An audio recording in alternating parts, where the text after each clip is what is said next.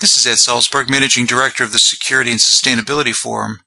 On June 21st, from 10:15 to 11:45 a.m. Eastern Time, we're hosting the first in a series of complimentary webinars addressing how to adapt to the variety of national security threats from a changing climate. I'll introduce the webinar lineup at the end of this 5-minute video, but today's purpose is to interview the moderator of the first session, Eileen Shea, who's Chief of the Climate Services and Monitoring Division of NOAA's National Climatic Data Center. In this role, Eileen has her finger on the information that documents climate trends and which is also the basis for adaptation decisions. Eileen is one of the nation's true experts in this critical issue. Eileen, we're fortunate to have you play the leadership role in this first webinar to set the stage for the subsequent sessions. Registrations are at record levels, and we're nearly at the ceiling for the event. For those of you listening, please don't wait to sign up if you haven't done so already. Eileen, why did you pick this particular topic to lead off the series, and really what's its importance? The link between climate adaptation and national security was chosen as a topic in order to make the point that changes in weather and climate, whether from month to month or from year to year or over decades, as we think about long-term climate change, have direct impacts on every aspect of our lives. So in this context, national security is used in its broadest definition. There are implications of changing climate for military operations and true defense aspects of national security. But there are equally important and sometimes even more challenging aspects of changing climate and the way in which we respond to those climate changes for water resource management, for food security, for the security of our ecosystems and the natural resources that live and breed and thrive in those ecosystems, as well as the long-term sustainability of our communities and our businesses. So national security involves every aspect of our lives, and weather and climate touch every aspect of our lives.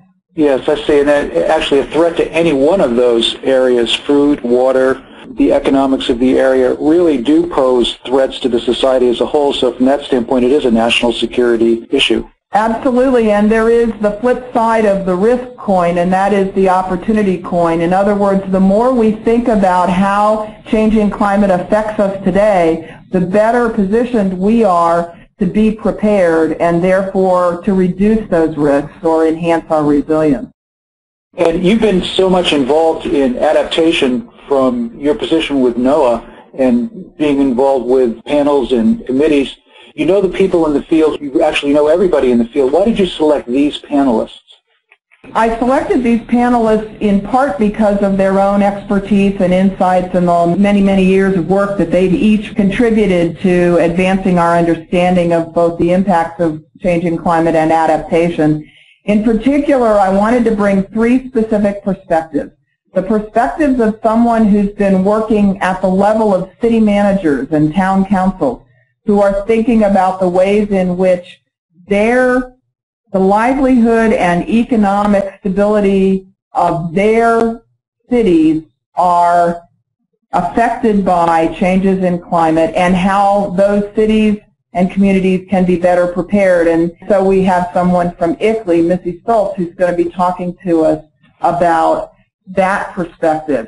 I wanted Lynn Carter because she's been working to help universities and scientists understand the challenge of adaptation from the perspective of businesses, communities, and resource managers around the country. But she also, at the same time, has been helping everyone to understand that adaptation is not something grand and new. It is simply about weaving the climate thread through decisions that we make today. So both Missy and Lynn are giving us more of a city and state and local perspective. Rowan is going to give us a more macroeconomic perspective. Working for the reinsurance sector, he has a perspective on risk management that looks to the large-scale impacts of climate change on the economy of a nation, a group of nations, as well as on smaller communities. So we really wanted to try and get the idea of a small-scale impact, a large-scale impact, and the use of information, scientific information, to address both. Well, you can really see the big picture as well as how that translates into individual actions at, say, the regional and the local level, where the actions are so important because that's where the adaptation really takes place. Absolutely. And we feel changing climate where we live. We don't feel global average temperature increase. We feel how that increase in temperature around the globe affects the weather patterns that we experience, whether that's drought or floods or outbreaks of tornadoes or hurricanes. Absolutely.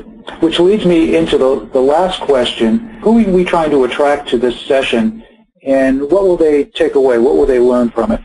I hope that it's a really nice, diverse mix of participants representing government, representing industry, and representing the scientific community, striving to see the results of their research applied to helping decision makers anticipate changing climate conditions, develop effective strategies for dealing with those changes, and continuously evolve both policy and science so that we can develop a more resilient community, more resilient natural resources, and more resilient economy in the face of those changing climate conditions. So we hope that we have working scientists as well as decision makers and policy analysts who advise decision makers at local government, state government, federal government agencies, individuals who represent and are concerned with natural resource management in the non-governmental organizations, as well as those interested in climate literacy and education. And we're working with associations that represent all of those groups to get the word out about this first session. Eileen, we're just really pleased that you've taken the leadership role here and put the panel together. And we're just looking forward to the session on June 21st. As am I. SSF's Adaptation and National Security Complementary Webinar Series will continue through the summer and fall of 2011. Following Eileen's June introductory webinar, we have planned 4 more to address the specific adaptations to protect food, water, and infrastructure, and also maintain economic growth. Check the SSF website for the schedules, and you can also sign up at the website for email alerts on these and other SSF-produced events. This is Ed Salzberg, the Director of the Security and Sustainability Forum, and speaking for the organization, I invite you to participate in this educational series.